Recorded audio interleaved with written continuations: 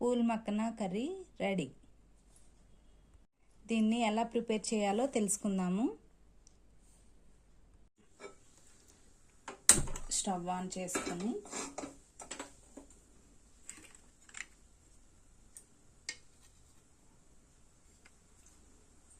కొంచెం ఆయిల్ వేసుకొని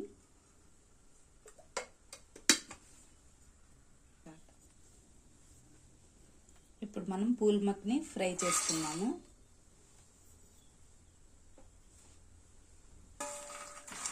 ఇది కొంచెం ఫ్రై అయిన తర్వాత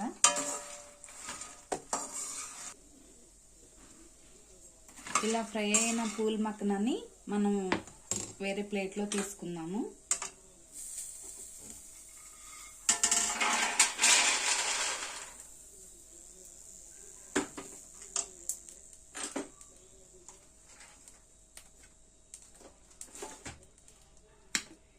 ఇప్పుడు దీనిలో 2 స్పూన్ల ఆయిల్ వేసుకొని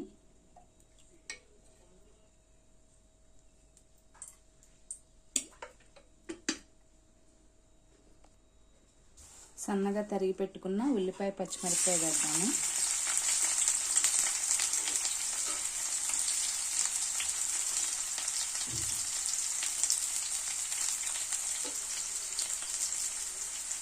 ఇది ఫ్రై అయ్యేలోపు 2 టమాటాలు మిక్సీ పట్టుకొని ప్యూరీ రెడీ చేసుకున్నాము.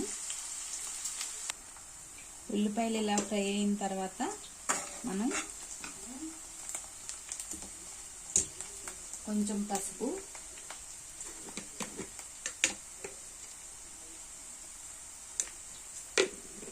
కొంచెం ఉప్పు,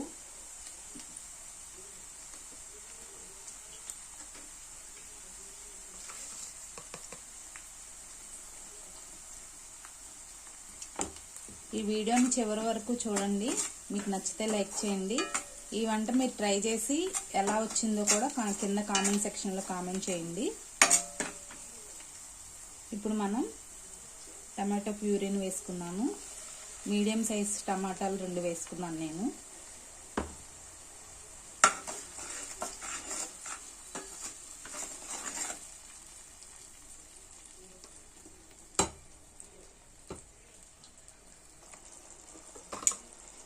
ఇది ఇలా ఉడుకుతూ ఉండగా మనం గ్రేవీ తయారు చేసుకున్నాము. గ్రేవీ కోసం కొంచెం జీడిపప్పు,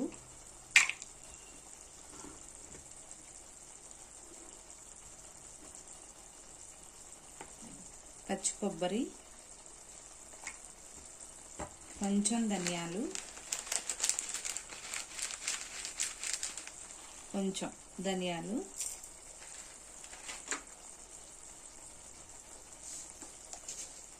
చిటికెడు జీలకర్ర వేసుకొని మెత్తగా గ్రైండ్ చేసుకున్నాము.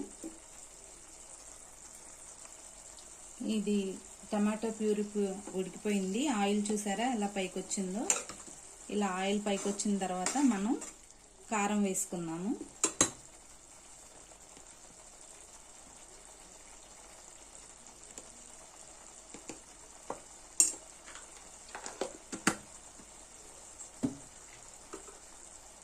ఈ కారం పచ్చివాసన పోయిన తర్వాత పచ్చివాసన పోయే వరకు మనం ఫ్రై చేసుకొని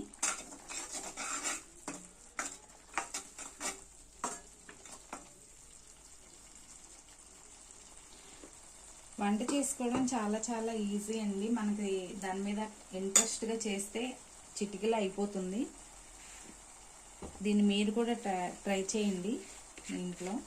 మీకు టేస్ట్ ఎలా వచ్చింది ఏంటి అనేది కామెంట్ సెక్షన్లో కామెంట్ చేయండి.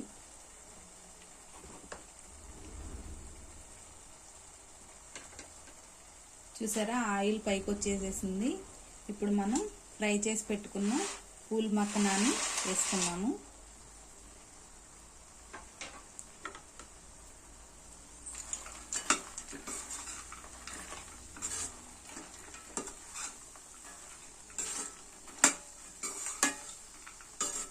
ఈ గ్రేవీలో వీటిని కూడా బాగా ఉడకనిచ్చి ఒక 2 మినిట్స్ ఉడకనిద్దాము.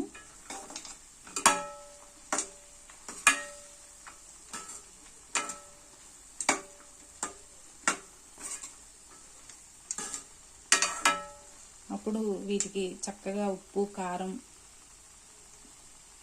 అన్నీ బాగా పడుతుంది, అప్పుడు బాగుంటుంది. మూత పెట్టేసుకుందాము. ఇప్పుడు మనం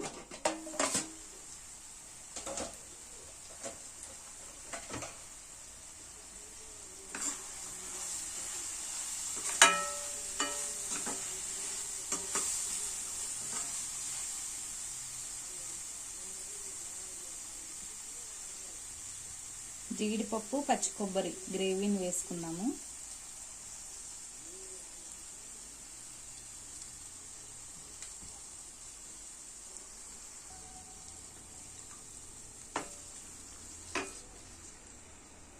పూల్ మక్నీనా, అమ్మో దీన్ని ఎలా చేయాలి, చాలా కష్టమేమో ఏంటో అని అనుకుంటూ ఉంటారు. చాలా ఈజీ అండి, చాలా ఈజీ ప్రాసెస్ ఇది. అసలు టేస్ట్ కూడా చాలా బాగుంటుంది. అన్నంలోకి కానీ, రోటీల్లోకి కానీ, చపాతీల్లోకి కానీ చాలా చాలా బాగుంటుంది. అండ్ హెల్దీ కూడా. మీరు కూడా ట్రై చేయండి.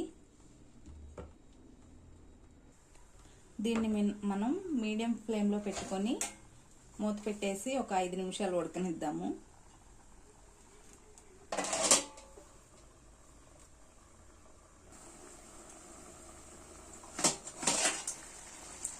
వావ్, చూసారా భలే కుక్ అయిపోతుంది కదా.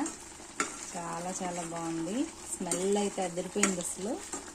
దీన్ని మనం చపాతీలో తింటే ఇంకా చాలా చాలా బాగుంటుంది. ఇంకొక 2 నిమిషాలు మనం ఇలాగే ఆయిల్ పైకి వచ్చే వరకు లో ఫ్లేమ్లో పెట్టుకొని ఉంచుకున్నాము.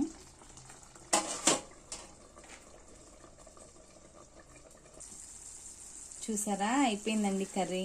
చాలా సింపుల్ కదా, మీరు కూడా ట్రై చేయండి. దీన్ని మనం కొత్తిమీరతో గార్నిష్ చేసుకుంటే బాగుంటుంది. ఇప్పుడు దీన్ని మనం సర్వింగ్ బౌల్లో తీసుకున్నాము.